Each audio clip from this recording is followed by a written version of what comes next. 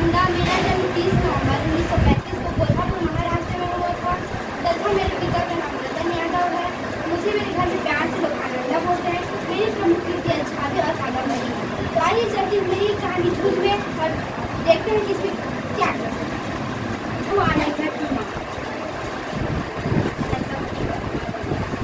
मैं हूँ नंदाजी राव सरकार। मैं हूँ रोशन पाटिल। मैं हूँ शिक्षक टीचर।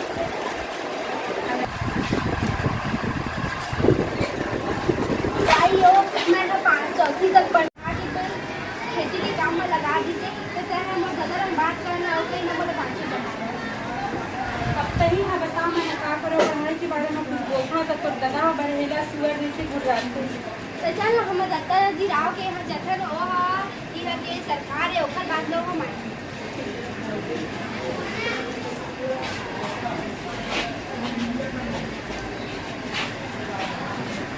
सरकार भी सुना तो आनंदा के पिता गधा है बोला पूरा खेती किसानी के काम ला दे दिए और अपन एकदम आजादी से घूमत रहते तो पूरा जिंदगी ला निकाल के रखे बतावा। आए देवला मैं सुना था। मैं चौथी तक पढ़े हूँ लेकिन बाकी मोर दादा हमन नहीं पढ़ाई तो खेती के काम में लगा दी। अगर जनवरी के महीना तक मैं जहाँ तक पढ़ वहाँ तक पाँचवीं ले मैं निकल जाऊँ। अब तुमन दोनों कोई घर जावा जब वो आही तब मोर पास भेज दे। भाई सरकार के यहाँ गए हैं तो वहाँ बोलत रही तो है कि बहुत दिन हो गए तो तो देखे नहीं हो तो अगर खेत से आज ही तो भेज दे हम कराई चलो। मैं जावा था। हाँ जी देखा कैसे रत्नप्पा काम में जोत कर खुद खुले सांड की तरह घूमता है और अपनी मस्ती के लिए पत्नी और बच्चों को सीधे साधे छोरे का जीवन बलि चढ़ा रहे। हाँ जी रत्नप्पा, लेकिन वो बेटा हवा घर के काम में हाथ भी नहीं बतावे, खेती के काम में भी हाथ नहीं बतावे, कंडा बेचे जाते हैं और घर के काम में उतना जल्दी हाथ भी नहीं बतावे। कैसे रे छोकरी? हाँ सरकार में हाँ चौथी तक पढ़े हैं ओकर बाद मोर दादा तो मोला पाँचवीं पढ़ाई नहीं और इतनी खेती के काम में लगा दी भाई चराग भेज देते पूरे घूमत रहते रखमा बाई की कोठा में जाके रहते। हाँ जी देखा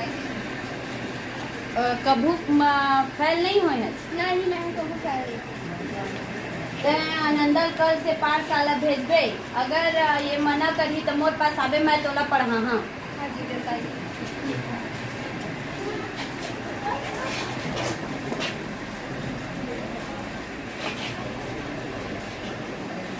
सुन रहे आनंदा तो स्कूल 11 बजे लगते तो कल हमारे पहली तरीक खेत के काम में करते सुबह सुबह तो खेत के काम ले करके तब हम स्कूल जावे फिर शाम को है तो कल हम घोर चरावे सर तो ज़्यादा खेत में काम हुई तो वो दिन तक अपसेंट भी मारवे सर तो मंजूर है का।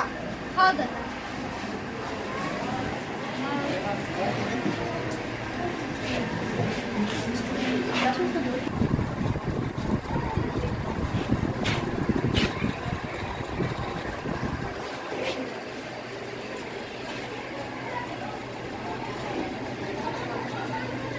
है मोरे गुरुजी अपना धोती ले लो।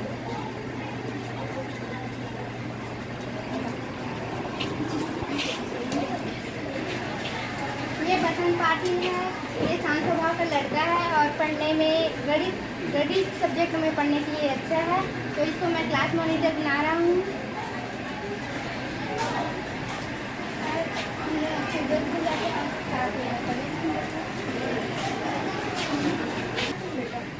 दाइयों का करके स्कूल में जाकर था हम और स्कूल के कुछ लड़का मन गोदी लग खोल देते मेरा ठीक है तो लिए ना चड्डा और जूती ले।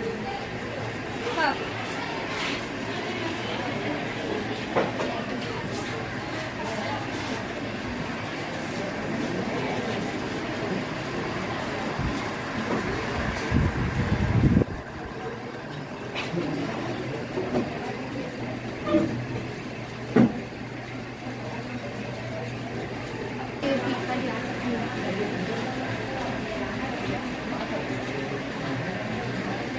तरह से आनंदा सीख जाता है अपने टीचर के जो लिखे हुए है उसको देखकर, और टीचर के समझाने पर धीरे धीरे और अलंकार रस जैसे वाक्यों शब्दों पर अपना ध्यान देने लगता है और एक अच्छे तरीके से सीख जाता है सीखते हैं।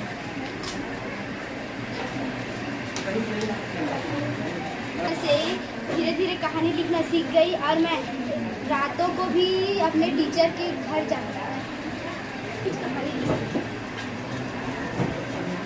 अच्छी बात है। तो आप मुझे इसी तरह से कुछ इसके बारे में बताते हैं। ठीक है, आपने देखा कि आनंदा की जीवन की कुछ बातें वो इस तरह से अपने टीचर को देख देख कर कहानी लिखने लगा और उसे लगने लगा कि वह उसमें भी एक कवि है, और इस तरह से ही कहानी लिखना शुरू किया और आगे बढ़ा। धन्यवाद।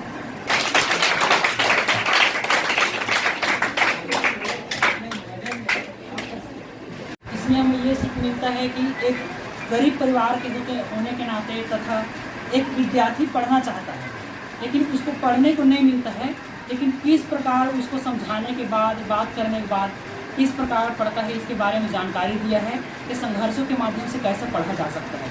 यदि आप में आत्मसम्मान है, आप में पढ़ने की चाहत है, तो आपको किसी भी प्रकार की परेशानी समस्या नहीं रोक सकता है, आप पढ़ सकते हैं। इस कहानी में यही बताया है, जूझ मतलब होता है जूझना, परिस्थिति से जूझना।